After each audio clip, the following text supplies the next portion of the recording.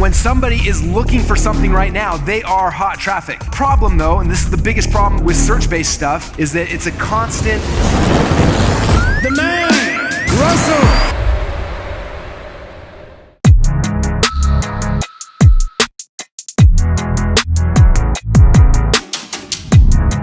So the biggest thing from the first session is I want you guys to become obsessed with your dream customer and their journey. Like the more obsessed you become with them, the humans you are trying to serve, the easier this game becomes. So I want to talk about the difference between search-based and interest-based. Okay, so I want you guys to put yourself back in time and think about humans, think about customers, think about these people, right? How did you buy stuff? How did they buy stuff back then? They would sit there and they're like, I need something. And they would go into their car, they'd turn the key, they would drive to the store, they would get to the store and like, oh, that's a toaster. And there's like 5 toasters and they're like, which one's the cheapest? And they'd grab that one, they'd go to the counter, they'd buy it and they'd go back home. People bought things based on what they actually needed. Now, I went back into the archives of marketing and I wanted to see like when things started shifting, okay? 1922 was the very first radio commercial. Okay, radio was free, these radio waves, like, how are we supposed to make money with this? Someone had the great idea to run a radio ad. So it was actually for the Hawthorne Court Apartments in Jackson Heights, Florida. Visit our new apartment homes in Hawthorne Court, Jackson Heights, where you may enjoy community life in a friendly environment. They were interrupted with the message, and then they were able to sell that person based on desire. Like, would you like to live over here? You should come check it out. 1927, an amazing thing happened that's ruined most of us.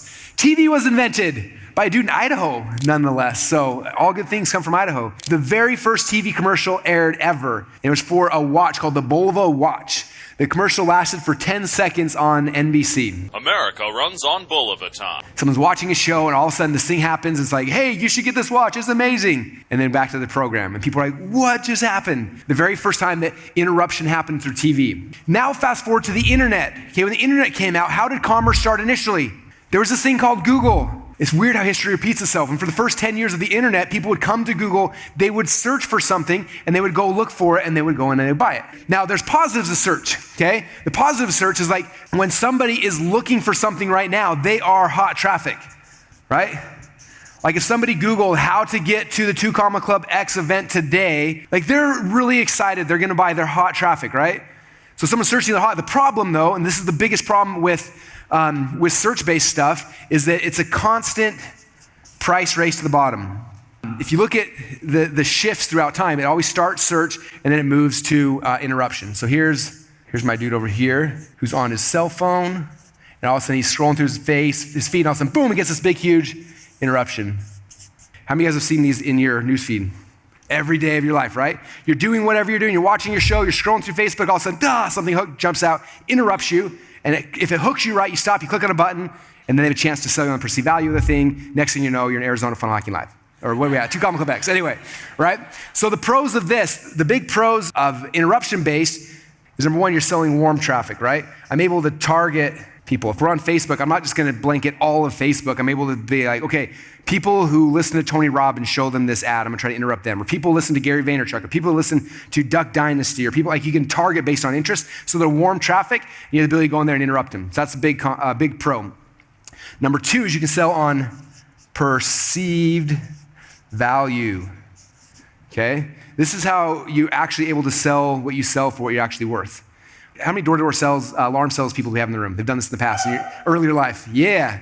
So if I was to go to Amazon right now and type in alarm system, guess what you see? Tons of things, right? I was looking last night, I was going through and I was like, there were alarm systems for my home I could buy for $90, or $99 was like the one that I found, that covers my whole house and like protects me from burglars. Now imagine this, you're sitting at home, you're about to have dinner with your family, and all of a sudden outside, you hear this knock on the door. You open the door and there's a smiley person in an orange shirt and they're like, hi, how's it going, right?